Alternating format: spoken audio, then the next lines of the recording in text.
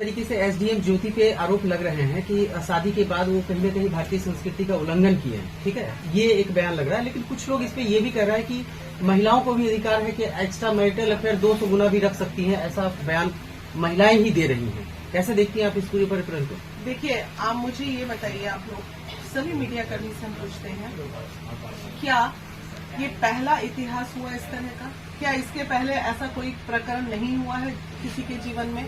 अगर कोई IAS IPS नेता, अभिनेता या मंत्री एक बीबी के होते हुए 2-2, 3-3 बीबियां रखते हैं, यहाँ पे मैक्सिमम आला अधिकारी डीएम लोगों की भी बात देख लीजिए। अभी हाल में ही डीएम प्रकरण चला, उन्होंने भी तलाक देके दूसरी शादी कर ली। तो तब तो कोई मीडिया वाले आप लोग नहीं आते हैं कि ये डीएम ने ऐसा कर लिया, एक महिला को छोड़ दिया, पुरुष को छोड़ दिया, ये छोड़ दिया। पुरुष को क्या अधिकार मिला हुआ है 2-2, 3-3 शादी करने का? और एक महिला ने ऐसा कर दिया तो हाय तौबा मचा के पूरे देश में आग लगी पड़ी है। ये पहले आप मुझे जवाब दीजिए, ये कहाँ से सही है?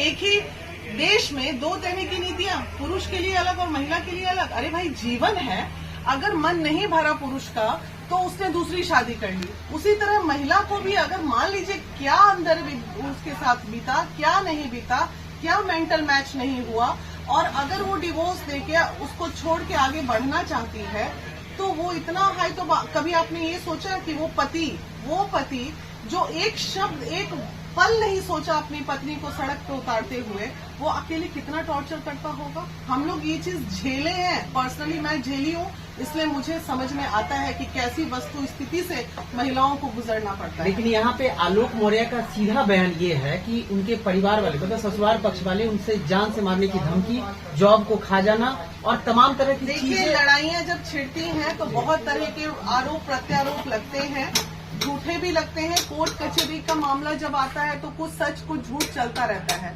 अब इसमें ना तो आपने देखा भाई कि आरोप लगाया या धमकी सच्ची है या झूठी, ना हमने देखा ना न्यायालय ने देखा।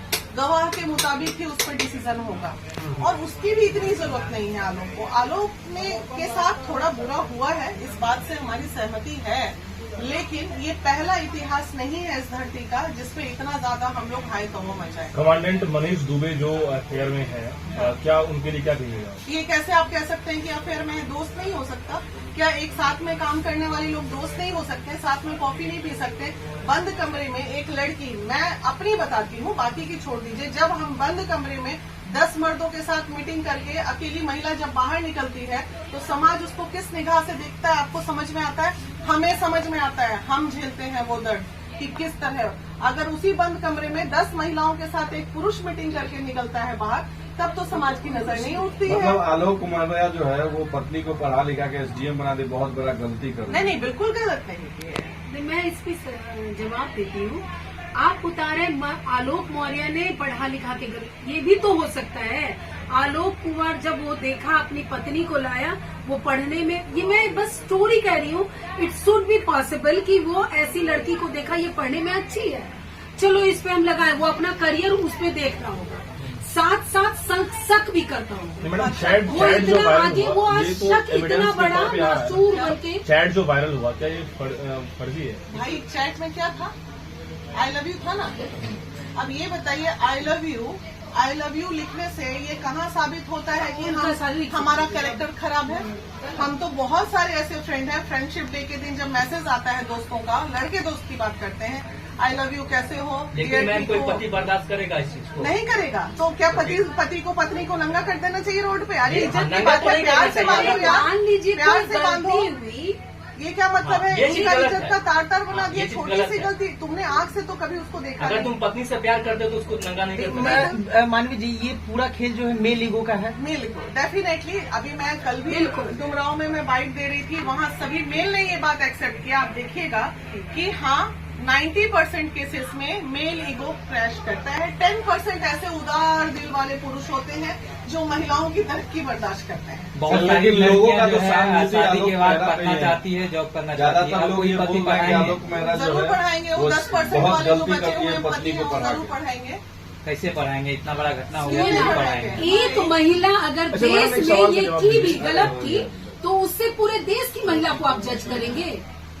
ये आप मीडिया कर्मी जितने भी लोग हैं उनसे एक सवाल है, ये एक महिला अगर वो गलत है तो वो अगर गलत है तो उससे पूरे देश की महिला गलत हुई। ऐसे कितने रेपिस्ट पुरुष है, तो क्या उससे सारे पुरुष रेपिस्ट कहलाते हैं? देखिए, जब फिर मैं कोई एक महिला की तो क्यों आप उसको हर एक महिला को गलत कर रहे हैं, हर एक महिला के साथ गलत करने कह रहे हैं? जब केस लाइमलाइट में आता है तो प्रेरणा भी लोग वहीं से लेते हैं। इस रेप वजह से करने ये वाला चीज़- तो 1000 केस लाइमलाइट पे आया है, क्यों नहीं मानते हैं कि हर पुरुष रेपिस्ट है? लेकिन एक सवाल है कि कहीं राइट टू उनको- इक्वलिटी की बात करें तो क्या एक महिला के साथ यदि इस तरह से वारदात होता है तो उसके ऊपर में इल्जाम पुरुष के ऊपर में बहुत ज्यादा लगता है और एकदम तुल पकड़ लेता है, और महिला के ऊपर में यदि इस तरह से बात हो, दैट मीन्स क्या लग रहा है आपको? देखिए, आपको वो लोग का मामला तो बहुत न्यायिक भी चला गया है ना, वो दोनों हस्बैंड वाइफ का। इसी तरह आपके बिहार में कुछ दिन पहले डीएम का मामला आया था, तो उसमें भी मामला ऐसे ही हाईलाइट हुआ। डीएम साहब कभी मीडिया में नजर नहीं आए, लेकिन उनकी बीवी का इज्जत तार-तार हो गया। भाई, महिलाएं तो इज्जत तार-तार को कर रही है, बहुत आसान चीज है, इजी टारगेट है महिलाएं। बहुत आराम से इज्जत ले लो महिलाओं की, पुरुष की इज्जत थोड़ी जाती है, और ना आप लोग लेने पहुंचते हो पुरुष की इज्जत। आपको क्या लगता है मैम, ज्योति मौर्य की गलती नहीं है क्या? ज्योति मौर्य की गलती सिर्फ इतनी है कि उसने अपने पति का साथ छोड़ा, लेकिन किस परिस्थिति में छोड़ा ये भी तो सोचना पड़ेगा ना हम लोगों को। पर कोई महिला दुनिया में ऐसी नहीं होती कि लेकिन ये गलती नहीं मैडम, जिस प्रकार से आरोप लगाया जा रहा है कि गलत संबंध बनाया दूसरे के साथ संबंध है, ये आरोप है। अच्छा, आरोप तो अगर है। ये नहीं, सिद्ध नहीं, हो, एक मिनट। आरोप है मैरिटल एक्स्ट्रा मैरिटल अफेयर को और लिविंग रिलेशनशिप को मैंने बढ़ावा दिया, संविधान ने बढ़ावा दिया। आपके सुप्रीम कोर्ट का आदेश है कि अगर पत्नी से आपका मन नहीं मिल रहा है तो आप बाहर एक्स्ट्रा मैरिटल चला सकते हैं। तो ये सुप्रीम कोर्ट का आदेश क्या सिर्फ पुरुषों के लिए है, महिलाओं के लिए नहीं है? ये आदेश तो सुप्रीम कोर्ट ने दिया। किस आधार पे आप कह सकते हैं गलत? हमारे संविधान में, तो इसका मतलब संविधान गलत है, ये लॉ गलत है। आप बोलिए, अगर मैं गलत बोल रही हूँ कुछ तो आप लोग मेरे को क्रॉस कीजिए।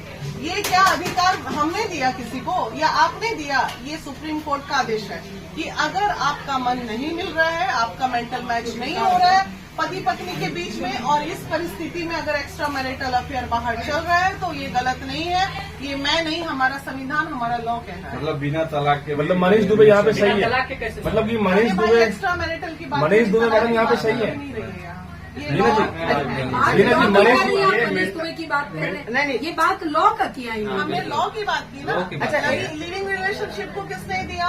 एक्स्ट्रा मैरिटल अफेयर को किसने दिया? हमारे कानून ने दिया। तो इसमें हम, आप और महिला विकास मंत्री देखिए इस मामले में 4 लोग हैं, यानी कि मनीष दुबे ये की जो सिर्फ वाइफ, सामाजिक तौर पे हम मैडम, चल सकते हैं। मैडम मनीष दुबे की जो वाइफ कानूनी तौर होगी, पे मनीष दुबे की जो वाइफ होगी, वो भी, उनका भी इज्जत तार-तार हो रहा है। अब जरूर वही तो महिला की हो रही है, मनीष दुबे की नहीं होगी। बेचारी उसकी जिंदगी भी जारी है। उसकी जीवन भी अभी देखिए, हम महिलाएं हैं संगठन में, सभी बैठे, हम लोग अकेले भी मीटिंग किए इस पे कि क्या क्या स्थिति हो सकता है। हम लोग अब आप लोगों के लिए एक कोशिश महिला विकास मंच करेगी।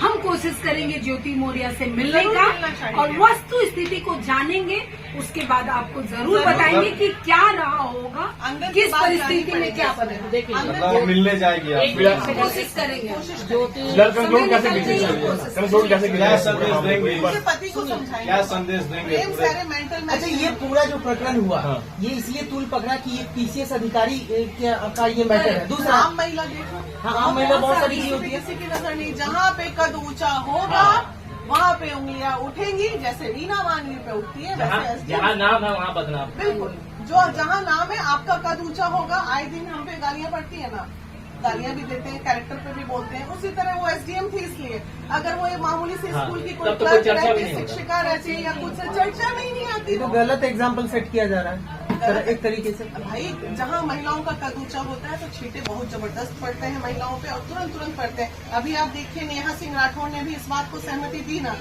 क्योंकि उनका भी कद ऊंचा हो रहा था तो उनपे भी छींटे बीच में बहुत जबरदस्त पड़े, इधर से पड़े। चाहे अभी देखिए, कौन सी महिला ऐसा है जो बिना कष्ट भोगे चली गई?